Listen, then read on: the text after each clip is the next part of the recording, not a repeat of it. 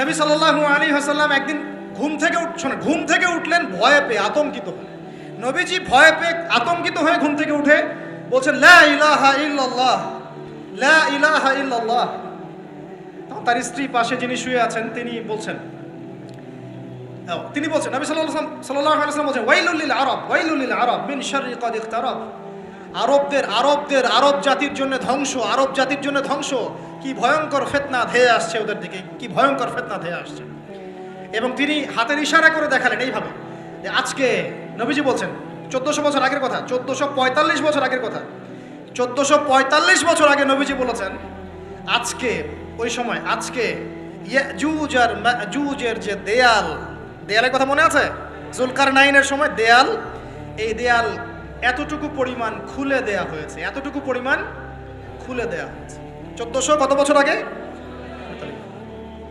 তখন তার স্ত্রী বলছেন, আনুহলিক ওয়াফিনা সালিহিন, আনুহলিক ওয়াফিনা সালিহিন ইয়া রাসূলুল্লাহ, হে আল্লাহ রাসূল সাল্লাল্লাহু আলাইহি ওয়াসাল্লাম, আমাদের মধ্যে ভালো মানুষরা থাকা সত্ত্বেও কি আমরা ধ্বংস হয়ে যাব? আপনি যে বলছেন ওয়াইলুল লিল আরব, আরবদের জন্য ধ্বংস। নবীজি বলছেন, নাম হ্যাঁ, নাম হ্যাঁ, ধ্বংস হয়ে যাবে।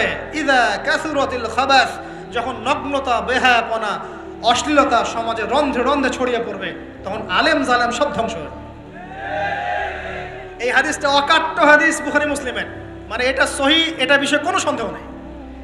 তাহলে নবীজি 1445 বছর আগে বলছেন যে আরবদের জন্য ধ্বংস ধেয়ে আসছে, এবং দেয়াল এভাবে খুলে দেয়া হয়েছে।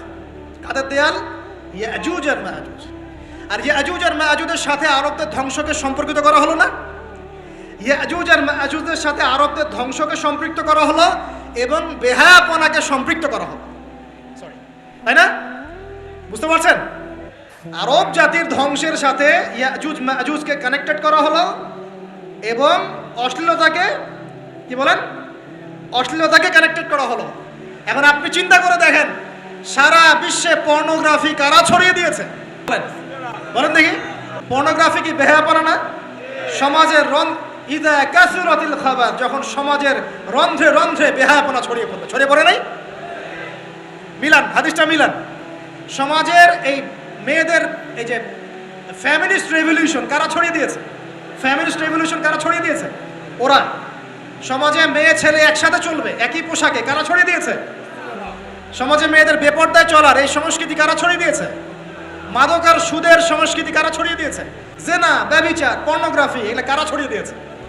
এটাই ওই যে খুলে দেয়া হয়েছে। এটা আমার ব্যাখ্যা, এটা আমার বুঝ। পৃথিবীর এমন কোন রাষ্ট্র বাকি রাখে নাই তারা এগুলো ছড়াতে, এমন কোন রাষ্ট্র বাকি নেই। তাহলে সব জায়গায় ছড়িয়ে পড়বে না ইয়াজুজ মাজুজের ফিতনা? ছড়িয়ে পড়েছে। আল্লাহ পাক আমাদেরকে এই সীমা গোলক ধাঁধা থেকে হেফাজত করুন, আমিন। আমাদের সংস্কৃতি নিয়ে আমরা বুক ফুলায় বাঁচবো ইনশাআল্লাহ, আমাদের সংস্কৃতি নিয়ে আমরা চলবো ইনশাআল্লাহ। আমাদের কোরআন আছে, হাদিস আছে, আমাদের নবী আছেন, আমাদের সাহাবীরা আছেন, আমাদের দিন আছে ইনশাআল্লাহ। আমাদের অন্য কাউকে প্রয়োজন আছে?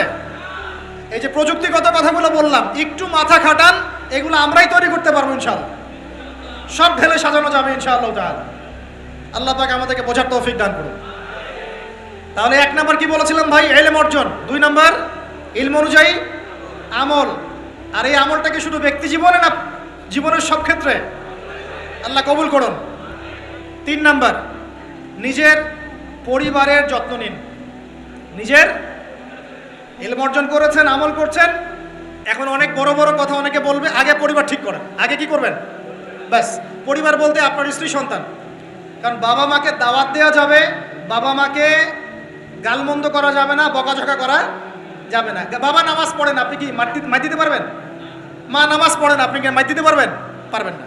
তবে এই যুগে কিছু হতভাগা আছে, এরা বাপ মাকেও গায়ে হাত তোলে না। এই যুগে এমন কিছু হতভাগা ছেলে মেয়ে জন্ম হয়েছে, আল্লাহ মাফ করুক, এরা পিতামাতার সাথেও কি জঘন্য আচরণ করে। পিতামাতা দোয়া নিবেন, যাদের সাথে পিতামাতা দোয়া থাকে জীবনে সফল হবে ইনশাআল্লাহ। যার সাথে পিতামাতার দোয়া নাই, অবস্থা খারাপ। আল্লাহ মাফ করুক আমাদেরকে। এখন পরিবার বলতে আপনার স্ত্রী সন্তান প্রথম প্রায়োরিটি পাবে, আর পিতামাতাকে আপনি দাওয়াত দিবেন, নসিহত করে বোঝানোর চেষ্টা করবেন। আপনার সন্তান যদি 10 বছর বয়সে নামাজ না পড়ে, তখন তাকে আপনি পিটাতে পারবেন, কিন্তু আপনি বাবাকে মারবেন পারবেন? আর পরিবারের কিছু বিষয় এটা আপনি পাবেন প্যারেন্টিং বইয়ের মধ্যে। আর আল্লামা তকি উসমানী দামাত বারাকাতুহু শাইখের একটা কিতাব আছে ইসলাম ও পারিবারিক জীবন, ইসলাম ও পারিবারিক জীবন। এই বইটা পড়লে আপনি অনেক কিছু জানতে পারবেন। আমি ডিটেলস বলে দেওয়ার সময় পাচ্ছি না আজকে। এক কথায় পরিবারের মধ্যে তাওহীদ থাকবে, শিরক থাকবে না, ঠিক আছে? পরিবারের মধ্যে সুন্নতের চর্চা থাকবে, কোনো বেদাত থাকবে না। পরিবারে হালাল রিজিক থাকবে, কোনো হারাম ঢুকবে না। পরিবারের বিয়ে করব যখন দিনদারিতা দেখে মেয়ে চুজ করব, সৌন্দর্য শ্বশুরের টাকা পয়সা দেখে নয়। হ্যাঁ, সৌন্দর্য থাকতে পারে, সৌন্দর্য থাকলে নূরুন আলা নূর, আরও ভালো।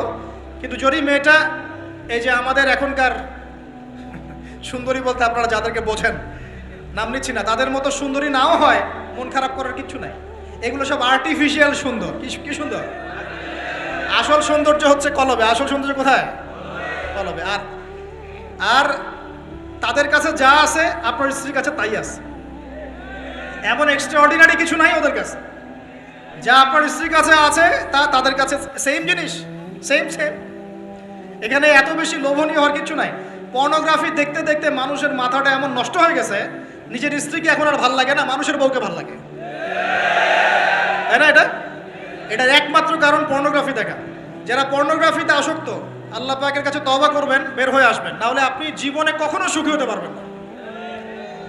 আপনি মন থেকে কখনো কনফিডেন্ট থাকতে পারবেন না, সুখী হতে পারবেন না। আল্লাহর সামনে দাঁড়ায় চোখের পানি ফেলতে পারবেন না। চোখটা নষ্ট হয়ে গেছে তো। আল্লাহ পাক আমাদের যুবক ভাইদেরকে পর্ন থেকে হেফাজত করুন। নিজের দৃষ্টি নত রাখবেন, ইনশাআল্লাহ আল্লাহ পাক আপনাকে খাদিজা রাদিয়াল্লাহু আনহার মতো স্ত্রী দিবেন ইনশাআল্লাহ তাআলা। আল্লাহর প্রতি ভরসা রাখেন, আল্লাহ পাকের কাছে যা চাবেন ইনশাআল্লাহ পাবেন। আল্লাহর প্রতি যে ধারণা রাখবেন আল্লাহ তেমনই হবেন ইনশাআল্লাহ। কেউ যদি ধারণা রাখে আল্লাহ আমার সাথে নাই, আল্লাহ আমাকে দিবে না, আল্লাহ তার সাথে থাকবে না। কেউ ধারণা রাখে আল্লাহ আমার সাথে আছে, আল্লাহ আমার সাথে আছে, আল্লাহ আমাকে বুঝেন, আল্লাহ আমাকে দিবেন, আল্লাহ অবশ্যই দিবেন ইনশাআল্লাহ তাআলা। ওয়া মান ইয়াতাওয়াক্কাল আলাল্লাহি ফাহুয়া হাসবুহ। যে ব্যক্তি আল্লাহর প্রতি তাওয়াক্কুল করে আল্লাহ তার জন্য একদম যথেষ্ট হয়ে যাবে। হাসবুনাল্লাহ ওয়া নি'মাল ওয়াকিল। বলেন হাসবুনাল্লাহ ওয়া নি'মাল ওয়াকিল। স্ত্রী চুজ করবেন কি দেখে? শ্বশুরের টাকা, যৌতুক নেবেন, দিনদারিতা। আর দিনদারিতা কি বাইরের বোরখা দেখেই ফিক্স করা যাবে? বোরখাওয়ালা মেয়েরা তো এখন গ্রামে গঞ্জে, হাট বাজারে, সব জায়গায় কফি শপে বসে বসে ডেটিং করছে না? বোরখাওয়ালা মেয়েদের কত ড্যান্স দেখা যায় ইউটিউবে, অনলাইনে। ভাই এগুলো আমি দেখি না, কিন্তু চোখে পড়ে যায় মাঝে মাঝে। 3 নম্বর কি বলেছি ভাই? বলেন, আদর্শ পরিবার গঠন করা। কোন বইয়ের নাম বললাম? কার বই পড়বেন? আল্লামা তাকি উসমানী দামাত বারাকাতুহু। বইটার নাম কি? ইসলাম ও পারিবারিক জীবন। ইসলাম ও পারিবারিক জীবন। কিনতে পারবেন তো ইনশাআল্লাহ? বন্ধুদের সাথে চা খেতে বসলে 1000 টাকা বিল হয়, এখন 500 টাকা বিল হয় না? একটা বই কিনতে 200 টাকা লাগে না। কিনতে পারবো কিনা? যারা বই কিনে বইয়ের প্রতি মহব্বত রাখবে আল্লাহ ওদেরকে এলেম দান করবেন ইনশাআল্লাহ। আমি একদিন বলেছি না, বই নিয়ে একটা লেকচার দিয়েছি না?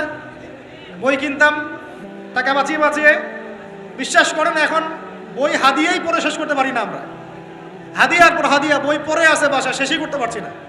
বইয়ের প্রতি মহব্বত রাখেন, আল্লাহ পাক আপনাকে অনেক জ্ঞান দিবে ইনশাআল্লাহ। 4 নাম্বার, খুব শর্ট করে শেষ করি। 4 হচ্ছে আমাদের রিজিকটা হালাল করতে হবে। রাজি আছি ইনশাআল্লাহ? রিজিক হালাল মানে কি? রিজিকের মধ্যে কোনো সুদ থাকবে না। রিজিকে কোনো সুদ যে খায় সে মায়ের সাথে জেনা করে। সুদ যে খায় সে আল্লাহ এবং তার রাসূলের সাথে যুদ্ধ করে। আমি এমন একজন ব্যক্তির কথা শুনেছি যে সুদ খেত, আল্লাহ মাফ করুক তাকে, আল্লাহ মাফ করুক। আমাকে বলেছেন একজন, আমি শুনেছি এটা, যে ইন্তেকালের পরে দুনিয়াতেই পেটটা ফুলে গিয়েছিল। নাউজুবিল্লাহ, আল্লাহ হেফাজত করুন। মেরাজের রাতে নবী দেখে এসেছেন সুদখোরের পেটের মধ্যে সাপ কিলবিল করছে, রক্তের নদীতে ফেলে মাথা ফাটিয়ে দেওয়া হচ্ছে। আল্লাহ এবং তার রাসূলের সাথে যুদ্ধ করে কেউ সফল হতে পারবে? আল্লাহর ওয়াস্তে সুদের চাকরিটা ছেড়ে দেই ভাই, আল্লাহর ওয়াস্তে ছেড়ে দেই, সুদের চাকরি ছেড়ে দেই। আল্লাহর হাতে আমার রিজিক, আল্লাহই খাওয়াবেন ইনশাআল্লাহ। সারা দুনিয়ার লক্ষ কোটি মাখলুককে আল্লাহ যদি খাওয়াতে পারেন, আমাকেও সুদ ছাড়া খাওয়াতে পারেন ইনশাআল্লাহ। খালি ধৈর্য ধরেন, রিজিক আসবেই ইনশাআল্লাহ। আর যেখানে ঘুষ সেখানে নাই, যেখানে ঘুষ সেখানে আমি নাই। এখানে ভাই যদি কোনো সরকারি কর্মকর্তা থাকেন বা কেউ যদি ঘুষের সাথে সম্পৃক্ত থাকেন, সরকারি বেসরকারি যেই হন, আজকে রাত্রে বাসায় গিয়ে খাস তওবা করে নেন, আল্লাহ আমি জীবনে যত অর্থনৈতিক অন্যায় করেছি আমাকে মাফ করুন। আল্লাহ পাক মাফ করে দিবেন ইনশাআল্লাহ। এবং আগামী জীবনে ঘুষমুক্ত জীবন যাপন করার চেষ্টা করি, আল্লাহ তৌফিক দান করুন। অমুসলিমরা এখন এইসব সংস্কৃতি মেনে চলে, মুসলিমরা কেন মানবে না? মানা উচিত কি না? আল্লাহ তৌফিক দান করুন। আর ব্যবসার মধ্যে কিন্তু অনেক রিজিক আছে, 10 ভাগের 9 ভাগই কোথায়? ব্যবসায়। শুধু চাকরির পিছনেই ছুটবেন না। আর চাকরি যদি করেন অনেস্টির সাথে করবেন, উদ্যোক্তা হন, অর্থনৈতিকভাবে নিজেকে স্বাবলম্বী করার চেষ্টা করেন, তারপরে বিয়ে শাদী করতে যান। আল্লাহ পাক তৌফিক দান করুন। না হলে ছেলে মানুষের সম্মান কমে যায়, ছেলে মানুষকে হাত পাততে হলেই সম্মান কমে যায়। তো প্রিয় ভাইরা, 4 নম্বর নসিহত খুব সংক্ষিপ্ত করে, আমাদের রিজিক হতে হবে কি ভাই? হালাল। আমি এমন আলেমকে চিনি, এমন আলেমের সোহবতে গিয়েছিলাম যে বাহিরের হোটেলের মুরগির গোশত, গরুর গোশত খায় না। অবাক হলেন তাই না? হজ করতে গিয়েছে, সেখানেও খায় না, ফল খেয়ে থাকে, কারো রুটি খেয়ে থাকে, দুধ খেয়ে থাকে। কারণ এই মুরগি যে জবাই করার সময় বিসমিল্লাহ বলা হয়েছে কোনো গ্যারান্টি নাই। এই গরু জবাই করার সময় বিসমিল্লাহি আল্লাহু আকবার বলা হচ্ছে কোনো গ্যারান্টি নাই। এখানে যদি ব্যবসায়ী ভাইরা থাকেন, আমি নসিহত করব, অনুরোধ করব, সব সময় জবাই করার সময় আল্লাহর নাম নিয়ে জবাই করবেন। আপনাদের হোটেলের এই পণ্য সবাই খাচ্ছে, একজনের জন্য সবাইকে হারামখোর বানাবেন না। আল্লাহর ওয়াস্তে মানুষকে হারামখোর বানাবেন না। বিসমিল্লাহি আল্লাহু আকবার বলে জবাই করবেন। আল্লাহ পাক তৌফিক দান করুন। সন্দেহ আছে না একটা? আচ্ছা। অতএব হালাল খাওয়ার চেষ্টা করি, আল্লাহ পাক তৌফিক দান করুন। এমন অবস্থা, মানুষ দাওয়াত দিলে আমরা এখন বলি, আমরা বলি যে আল্লাহর কসম দিয়ে বলছি আপনি নিশ্চিত করেন এর মধ্যে কোনো হারাম টাকা নাই, তাহলে খাবো ভাই, না হলে খাবো। নিশ্চিত করতে পারলে খাবো, না হলে খাবো না। এভাবে রিজিকটাকে শক্ত করে হালাল করার চেষ্টা করি। আল্লাহ আমাদের সবাইকে তৌফিক দান করুন, আমিন। একটা দোয়া পড়লে হালাল রিজিক পাওয়া যায়, আমার সাথে পড়েন। আল্লাহুম্মা ইকফিনি বিহালালিকা আন হারামিকা ওয়া আগনিনি বিফাদলিকা আম্মান সিওয়াকা। এই দোয়াটা পড়লে ইনশাআল্লাহ হালাল রিজিকের প্রাচুর্য আসে। আল্লাহ তৌফিক দান করুন। আর 5 নম্বর হচ্ছে ভাই, ইলম অর্জন, আমল, পরিবার গঠন এবং হালাল খাওয়ার সাথে আমাদের সবাইকে, প্রত্যেক মুসলিম ভাইকে, শুধু আলেম, দায়ী, মুআল্লিম, ইমাম সাহেব তাদের জন্য নয়, প্রত্যেক মুসলিম ভাইকেই কমপক্ষে পার্ট টাইম দাওয়াতি কাজ করতে হবে। রাজি আছি? কমপক্ষে পার্ট টাইম, ফুল টাইম না হোক, কমপক্ষে পার্ট টাইম দাওয়াতি কাজ করতে হবে। ডক্টর জাকির নায়েক স্যার এই কথা বলেন। তিনি বলেন যে প্রত্যেক মুসলমানকে, কনভারসেশনের মধ্যে এক ফাঁকে বলছিলেন যে প্রত্যেক মুসলমানকে কমপক্ষে পার্ট টাইম, দিনে 1 ঘন্টা, দিনে আধা ঘন্টা, দিনে 2 ঘন্টা দাওয়াতি কাজ করতে হবে। এভাবে যদি সবাই মিলে উম্মার দায়িত্ব কাঁধে নেই, দিন এগিয়ে যাবে ইনশাল্লাহ, প্রচার বাড়বে, প্রসার বাড়বে, কায়েমও হবে ইনশাল্লাহ। হবে কিনা ইনশাল্লাহ? বাংলার ঘরে ঘরে তকি উসমানী তৈরি করতে হবে, হাফিজাহুল্লাহ, পারবেন তো? বাংলার ঘরে ঘরে বড় বড় আলেম তৈরি করতে হবে, বাংলার ঘরে ঘরে আলেম তৈরি করতে হবে, ঘরে ঘরে আলেম। আল্লাহ পাক তৌফিক দান করুন। এখন দাওয়াতি কাজ করার আগে নিজের ইলম অর্জন করতে হবে, দাওয়াতি কাজ করার যোগ্যতা অর্জন করতে হবে, নিজের আধ্যাত্মিকত্ব আনতে হবে, তাজকিয়া আনতে হবে। এবং আরেকটা কথা বলতে ভুলে গেছি, হকপন্থী আলেম ওলামার সাথে সম্পর্ক রেখে সোহবতে থাকবেন, একা একা থাকবেন না, একা একা চলবেন না, আলেম ওলামার সাথে পরামর্শ করে চলবেন। দাওয়াতি কাজ করলে কি পাবেন ভাই? একটা হাদিস দিয়ে শেষ করে দেই।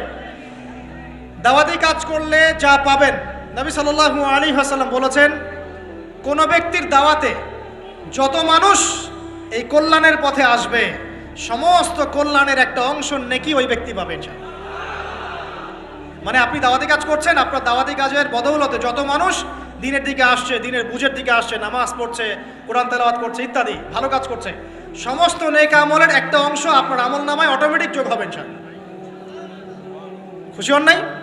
এর চেয়ে বড় কোনো ব্যবসা নাই, আর যদি কেউ মানুষকে ভুল পথে ডাকে, এই যে ভুল দাওয়াতি কাজ করে, মানুষকে বিভ্রান্তির দিকে ডাকে, তাহলে সমস্ত মানুষের গুনার একটা অংশ ওই ব্যক্তির আমল নামে চলে যাবে। নাউযুবিল্লাহ। আর আমরা যদি দাওয়াতি কাজ ছেড়ে দেই, আল্লাহ রাসূল বলেছেন আল্লাহ পাকের পক্ষ থেকে গজব আসবে, সুম্মা তাদউনাহু, এরপর তোমরা আল্লাহকে ডাকবে, লা ইউস্তাজাবু দুআকুম,